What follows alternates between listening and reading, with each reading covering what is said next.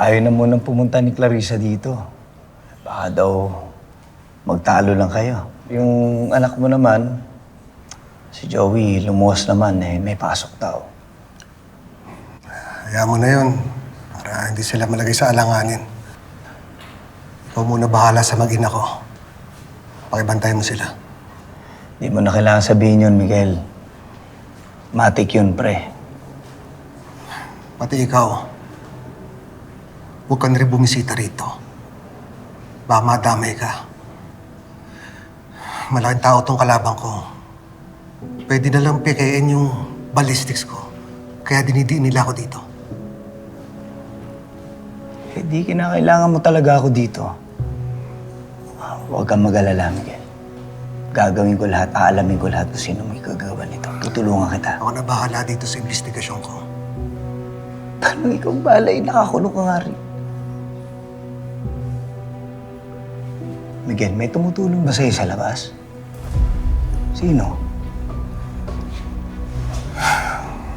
Tsaka ko nasasabihin sa'yo.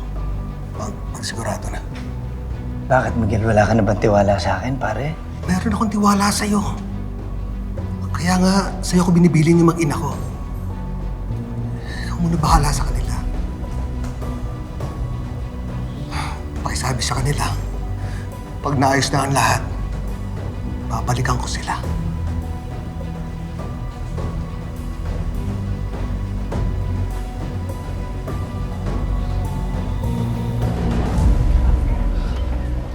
May unting ipon naman ako. Mga 5K. Pwede na siguro yun, di ba? Para mabawi natin yung video. Joey, 5K, seryoso ka ba? Narinig mo naman yung sinabi ng tindera, di ba? Delikado yung panot na yun. Ang delikado is si tate kapag hindi natin nabawi yung ebidensya. Pwede siyang makulong pang habang buhay. Pero Joey, yung... Peter, gets ko kung natatakot ka. Pero hindi mo naman kailangan sumama eh. Basta wag mo akong pipigilan.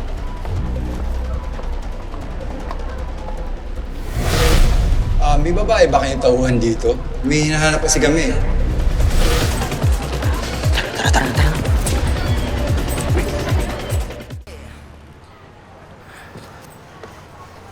Joey, ang galit ka pa rin ba? Ang dami lang ako iniisip. Joey, concern lang naman ako sa'yo eh. Delikado na babawiin pa natin yung flash drive doon sa panot na yon. Tsaka hindi lang yun, may iba pa naghahanap sa'yo, di ba? Alam ko. Pero hindi naman pwedeng pabayaan ko yung tatay ko. Peter, di ba sinabi ko naman sa'yo? Eh, hindi mo naman ako kailangan samahan eh. Salamat sa lahat ng tulong mo. Pero kung hanggang dito ka na lang, okay lang. Hindi masama yung loob ko.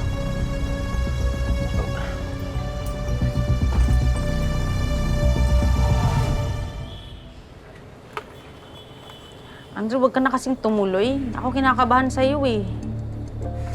Ano ka ba? Yun nga yung exciting part sa trabaho natin eh. And I can take care of myself.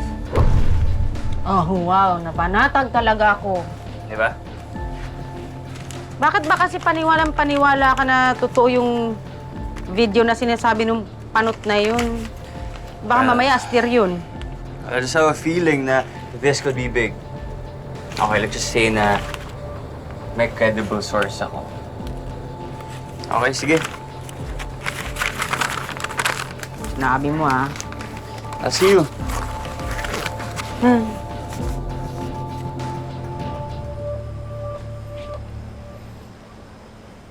Peter,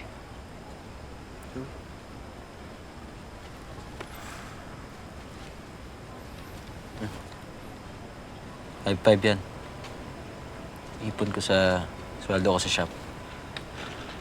Pandagdag bayad kay panot, baka sakaling kulangan ka. at Peter, hindi naman kailangan eh.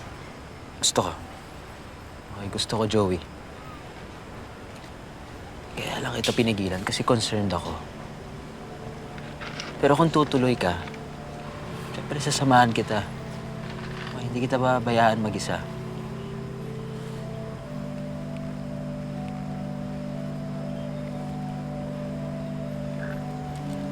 Sorry, Peter, kung nakipagtalo pa ako sa'yo kanina. Tama naman yung sinabi mo eh. Delikado yung gagawin natin. Pero kailangan ko kasing lakasan yung loob ko para maayos ulit yung pamilya ko.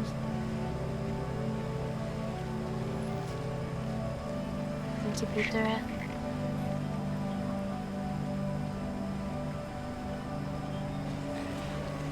Malapit na mangyari yun.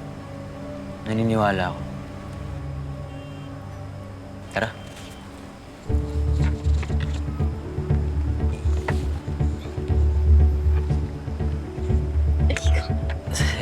Tara. Thank you.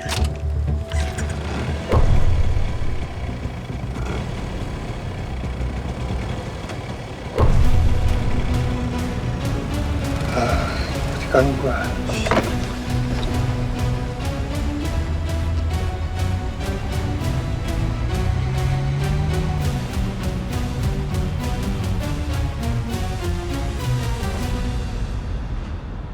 Hindi niyo pa rin nahahanap yung babae?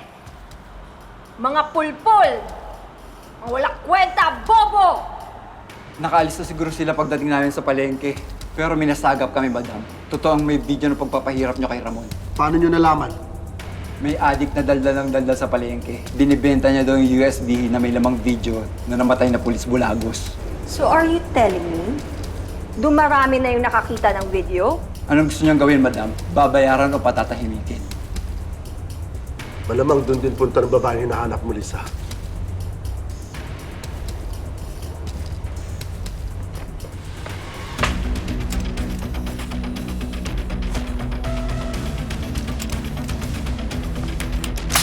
In that case, ako na mismo ang haharap sa kanila. Let's go!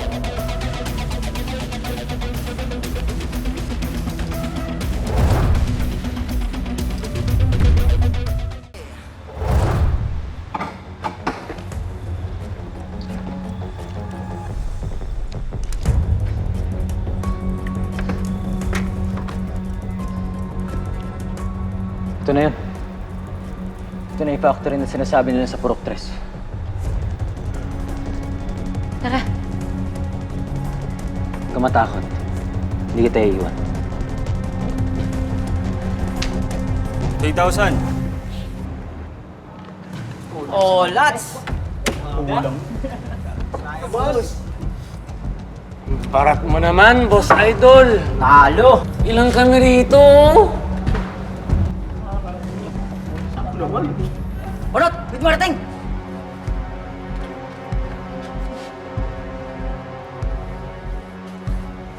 Anong ginagawa niyo dito? Ano naman? So sa'yo pala binibenta ni Panot yung flash drive.